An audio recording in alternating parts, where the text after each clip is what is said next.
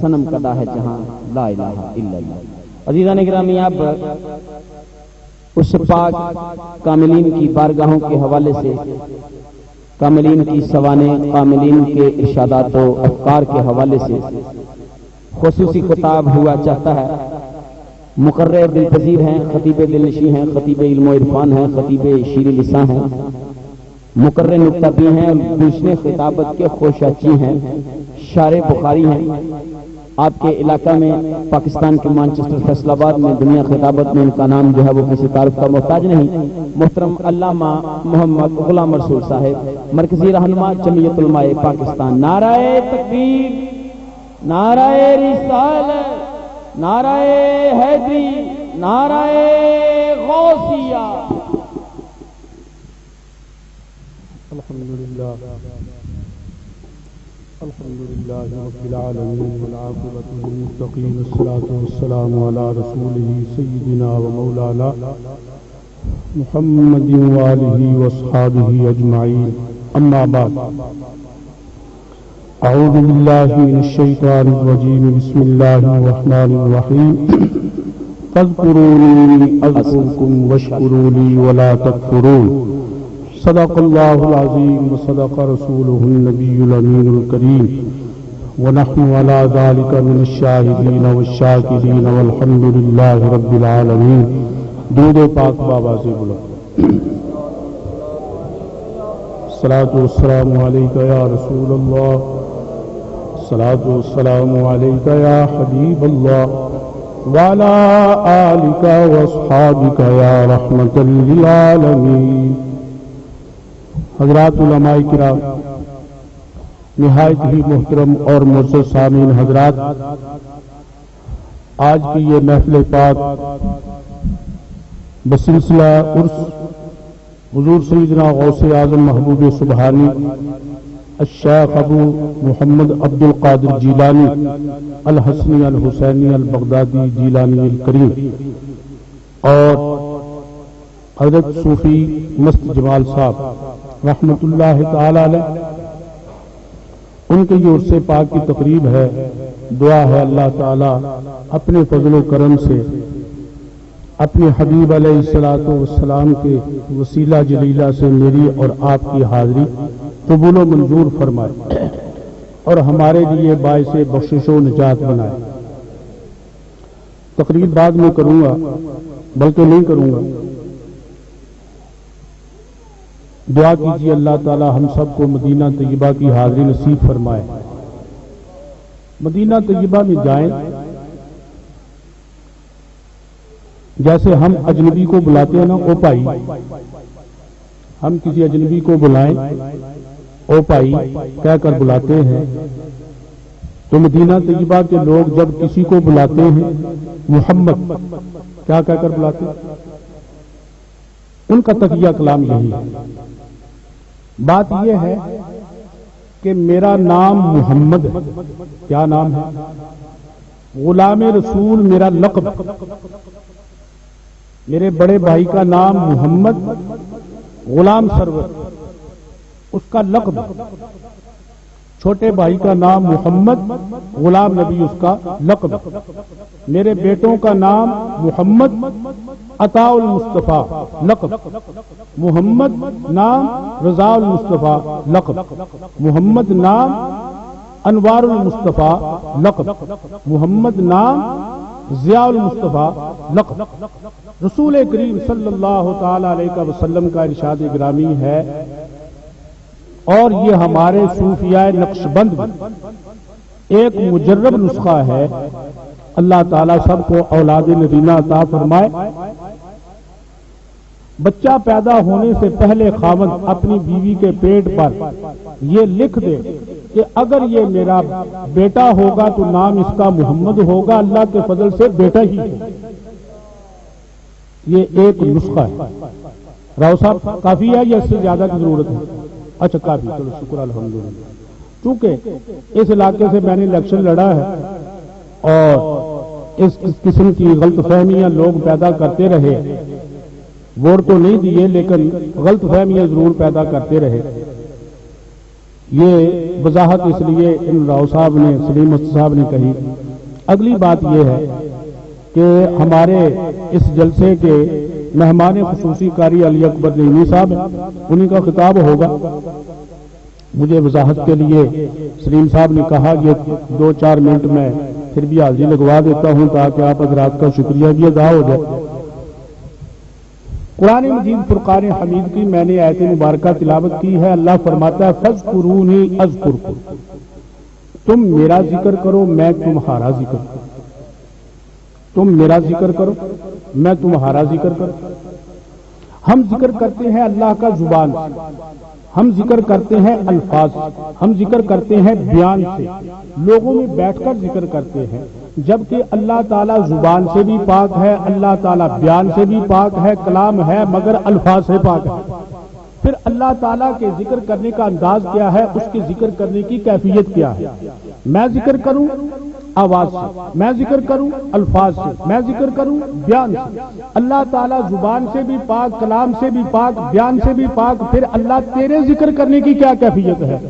تو اللہ تعالیٰ فرماتا ہے جس کا ذکر میں کرتا ہوں اپنی مخلوق بندے کی زبان پر اس کا ذکر جاری کر دیتا ہوں، بندے کی زبان پر اس کا ذکر جاری کر دیتا ہوں۔ یہ غوث اعظم کا ذکر یہ کسی پراپیگنڈے کا، ایڈورٹائز کا، اشتہارات کا، الیکٹرانک میڈیا کا، پرنٹ میڈیا کا محتاج نہیں کہ لوگ ایک وقت تھا نواز شریف قدم بڑھاؤ ہم تمہارے ساتھ ہیں، بے نظیر قدم بڑھاؤ ہم تمہارے ساتھ ہیں، ضیاء الحق قدم بڑھاؤ ہم تمہارے ساتھ ہیں۔ ان کا دور گیا، بات گئی، ختم ہو گئی۔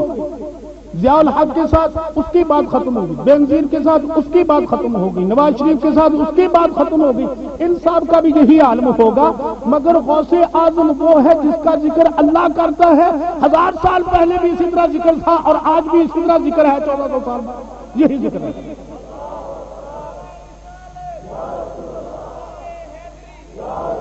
یہ کسی پراپیگنڈے کا محتاج نہیں، ایڈورٹائز کا محتاج نہیں، الیکٹرانک میڈیا کا محتاج نہیں کہ ٹی وی پر اشتہار بازی ہوگی تو غوث پاک کا ذکر ہوگا، ریڈیو پر ذکر ہوگا تو پھر غوث اعظم کی محفل یہ 11ویں منائی جائے گی۔ اسی طریقے سے کسی بہت بڑے اخبار، نیشنل اخبار کے فرسٹ پیج پر بہت بڑا اشتہار آئے گا تو پھر غوث اعظم کی محفل منائی جائے گی۔ میاں غوث اعظم کی محفل نہ اخبار کے اشتہار کی محتاج، نہ ریڈیو کے محتاج، نہ ٹیلی ویژن کی، نہ کسی اور پراپیگنڈے کی محتاج۔ غوث اعظم کا ذکر ہوتا ہے، ہوتا رہا ہے، ہوتا رہے۔ فاذکرونی اذکرکم، تم میرا ذکر کرو میں تمہارا ذکر کروں، تم میرا ذکر کرو میں تمہارا ذکر کروں۔ لاہور جائے نا، لاہور جائے تو وہاں پر ایک بادشاہ کی قبر ہے جس کو شہنشاہ جہانگیر کہا جاتا ہے۔ شہنشاہ جہانگیر کہا جاتا ہے، مغلیہ دور کا بڑا زبردست بادشاہ تھا، اس کا بڑا تنتنا تھا، اس کا بڑا ہمہمہ تھا، اس کا بڑا دبدبہ تھا، اس کا بڑا رعب تھا، اور اس کی ایک بیگم بھی تھی، بیوی بھی تھی جس کو نور جہاں کہا جاتا ہے، ملکہ نور جہاں۔ بڑی تمطراق والی وہ خاتون تھی، ملکہ تھی، بلکہ بادشاہ اس کی مٹھی میں تھا، نام اس کا چلتا تھا، کام اس کا تھا۔ بادشاہ بھی اس وقت تک بات نہیں کرتا تھا جب تک اس کی پشت پر نور جہاں کا ہاتھ نہ ہو۔ بڑے ہمہمے کے ساتھ اس نے وقت گزارا، لیکن جب مرنے لگی نور جہاں، جب مرنے لگی اس نے اپنی لو،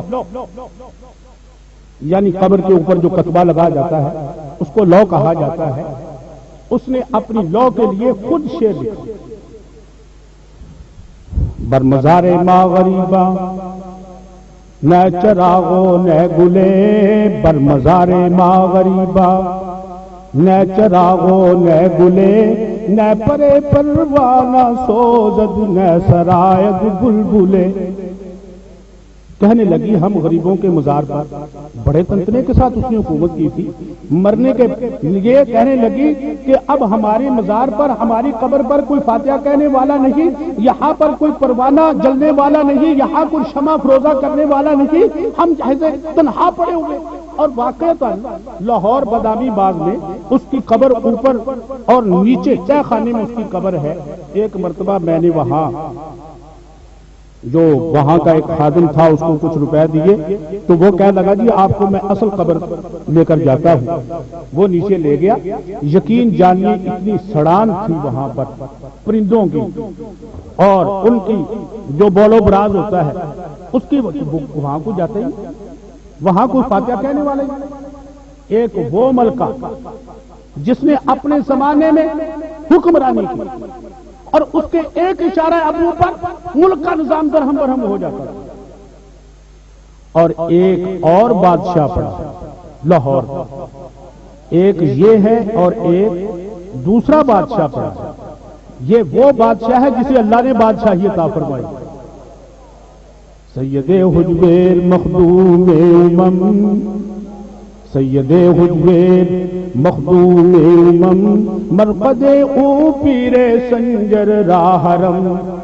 علامہ اقبال کا مرقد او پیر سنجر راہرم خاک پنجاب از دم او زندہ گشت خاک پنجاب از دم او زندہ گشت. علامہ اقبال کہتا ہے اے دادا تیرے اس مزار کے صدقے سے یہ پنجاب کا یہ خوشہ زندہ ہے پائندہ ہے.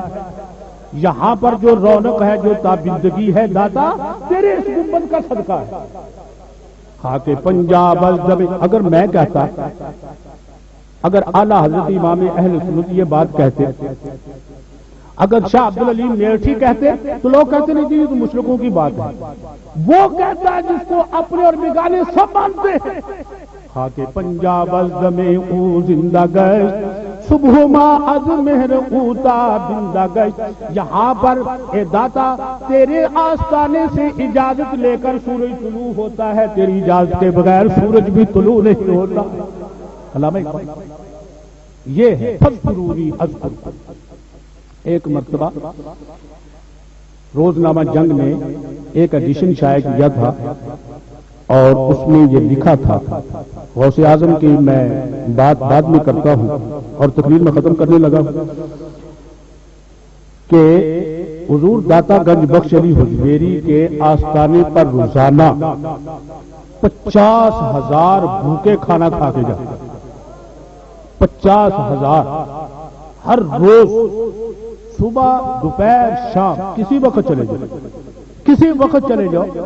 داتا گنج بخش علی حجویری کے آستانے پر جانا شرط.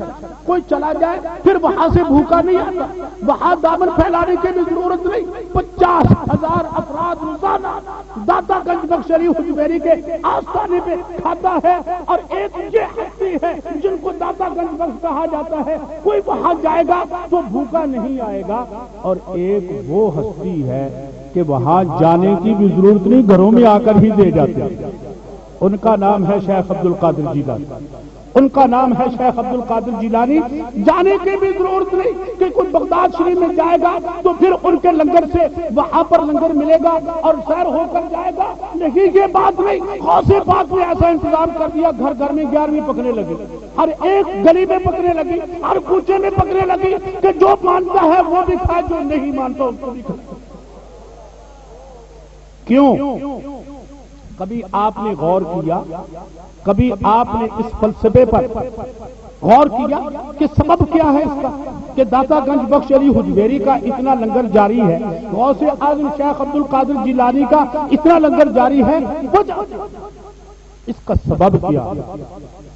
یہ وہ لوگ ہیں خود بھوکے رہے حضور کی امت کی بھوک کا انتظام کرتے, خود بھوکے رہے حضور کی امت کی بھوک کا انتظام کر گئے, خود نہیں کھایا. غوث اعظم شیخ عبد القادر جیلانی رضی اللہ تعالی عنہ آپ کی خدمت میں ہم 11ویں کو ضرور مناتے ہیں, محفل مناتے ہیں. اللہ تعالیٰ قبول و منظور فرمائے, ذریعہ نجات بنائے. مگر کبھی غوث اعظم کی سیرت پر بھی توجہ کیا کہ غوث اعظم کی سیرت کیا ہے. حضور غوث اعظم شیخ عبد القادر جیلانی کی خدمت میں ایک مالدار آدمی آیا, دولت مند آدمی آیا تھا, وہ سیدزادہ آیا اور اس نے اشرفیوں کی ایک تھیلی غوث اعظم کی خدمت میں پیش کی کہ جناب یہ آپ کی نظر ہے, آپ اسے قبول فرمائیے. غوث اعظم نے فرمایا کہ جناب اس کی مجھ سے زیادہ آپ کو ضرورت ہے, آپ لے جائیں, میرا کام تو چل رہا ہے. اس نے کہا نہیں جناب یہ آپ کے لیے میں نظر لے کر آیا تھا، آپ کی خدمت میں نذرانہ پیش کرنا چاہتا ہوں، آپ اسے قبول فرمائیے۔ غوث اعظم نے فرمایا میاں مجھے اس کی مجھ سے زیادہ تجھے ضرورت ہے تو آپ لے لیں۔ تیسری مرتبہ اس نے باصرار یہ بات کہی کہ جناب یہ میں آپ کے لیے ہدیۃً تحفۃً لے کر آیا ہوں، آپ اسے قبول فرمائیے۔ غوث اعظم نے اس تھیلی کو پکڑا اور ہاتھوں سے یوں دبایا، اس سے خون نچڑنے لگا، اس تھیلی سے خون نچڑنے لگا۔ غوث اعظم نے فرمایا غریبوں پر ظلم کر کے ان کا خون چوس کے میری خدمت میں نذرانہ لے کر آئے، اگر تمہارے سید ہونے کا مجھے ڈر نہ ہوتا تو یہ خون تمہارے گھر کو بھی بتا۔ یہاں پر حلال حرام کی تمیز نہیں، جو کسی کو پیش کر دیا اس کو قبول کر لیا۔ اگر ایک طوائف رنڈی بازی کا کوٹھے کی کمائی لے کر آ گئی تو اس کے لیے بھی جناب نذرانہ قبول کیا اور دعا کے لیے ہاتھ اٹھ گیا، اللہ تعالیٰ تیرے کاروبار میں برکتیں عطا فرمائے۔ اگر کوئی جمعے کا روپیہ لے کر آ گیا تو اس کے لیے بھی برکت کی دعا ہو گئی، اگر کوئی سود کا روپیہ لے کر آ گیا تو اس کے لیے بھی برکت کی دعا ہو گئی۔ میاں غوث اعظم بننے کے لیے، داتا گنج بخش علی حجویری بننے کے لیے حلال کھانا پڑتا ہے اور حلال کی زندگی بسر کرنا پڑتا ہے۔ فاذکرونی اذکرکم واشکرونی ولا تکفرون۔ آپ حضرات کا بہت شکریہ کہ آپ نے مجھے موقع دیا، اللہ تعالیٰ سے دعا ہے کہ اپنے فضل و کرم سے قبول و منظور فرمائے۔ وآخر دعوانا ماشاءاللہ جناب محترم حضرت علامہ صاحب کا مختصر و جامع بیان آپ نے سماعت فرمایا۔ اب 5 منٹ کے لیے محترم قاری محمد سعید شاہ صاحب نظامی قادری کی نعت پاک ہوگی اور اس کے بعد پھر جناب قاری علی اکبر نیمی صاحب کی خدمت میں مائک چلا جائے گا، اس کے بعد انشاءاللہ دعائے خیر جو ہے